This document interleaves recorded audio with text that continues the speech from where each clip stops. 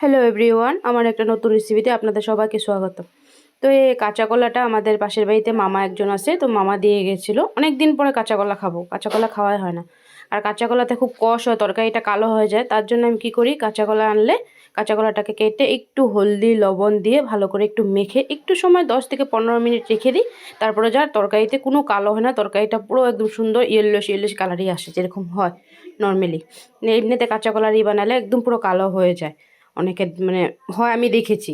তো তার জন্য আমি এটাকে ভালো করে মাখিয়ে একটু সময় রেস্টে রেখে দেবো, তারপর এটাকে রান্না করব। তো তার জন্য আমি এটা হলদি লবণ দিয়ে ভালো করে এটাকে ভালো করে ধুয়ে রেখে দিয়েছি। এটা মানে জল ছাড়াও রাখা যায়, আমি একটু জলে দিয়ে রেখেছি কাঁচা কলার থেকে যে কষটা সেটা যাতে জলে বের হয়ে যায়। আর এখানে আমার তরকারিটাও কমপ্লিট হয়ে গেছে। আমি তরকারিটা আমার বানানো হয়ে গেছে।